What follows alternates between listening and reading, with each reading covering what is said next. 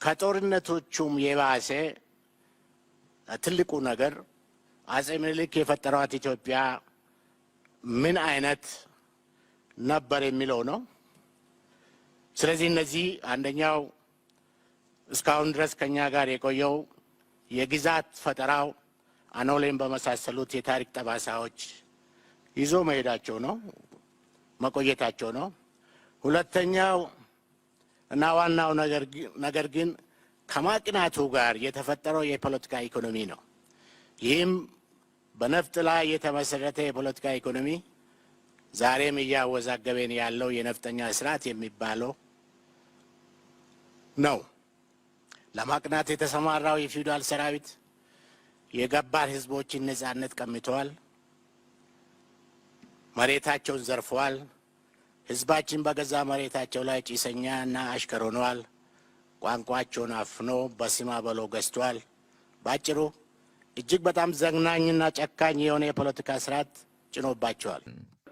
የኦሮሞን ኤክስፓንሽን ሌላ ስም እንስጠው ካላልን በስተቀር ወደ ጎንደርም ሲሄድ ወደ ተለያየ አካባቢ ሲንቀሳቀስ እርስዎ የጠቀሱትን ከአርሲ የባሰ ውድመት አድርሶ እንደነበር እንደርሱ አይነት ሰው ዲና ያርጎ መነሳት ተገቢ አይመስለኝም። ኢትዮጵያ የሚባለው ሀገር መኖሩን ያገናኘንና እዚህ ጋር ግልጽ መሆን ያለበት ሁሉም አካል ማስለቀሻ ካስነሳው እንዳልኩት በሜዲቫል ፔሪድም ሆነ ከዛ በፊት የተፈጸሙ ሁሉም አይነት ነገሮች ሁሉም አካል ማታገያና ማስለቀሻ አድርጎ ሊያስነሳቸው ይችላል። ስለዚህ ከሚኒሊክ የተነሳው የታሪክ አተራረኮ እምብዛም አሁንም ለምንፈልገው የናሽናል ዲያሎግ አቀራራቢ አይሆንም።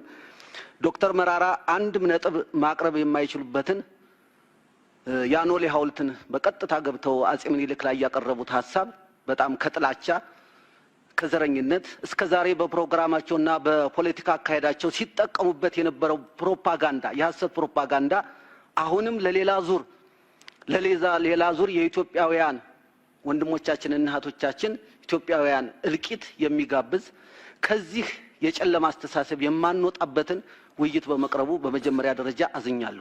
በዓለም ታሪክ ውስጥ አሁን ባለው በመንሰማው እኮ ኢትዮጵያ ዳውን ኢትዮጵያ ብሎ የመጣ ህዝብ አሁን እነ ፕሮፌሰር መራራ የሚቆሰቁሱት እንደሆነ ይገባናል። በዓለም ላይ ሀገር የትፍረስ ብሎ በሌላ ሀገር ላይ የወጣ ህዝብ እኔ ሰምቼ አላቅም። ወደፊት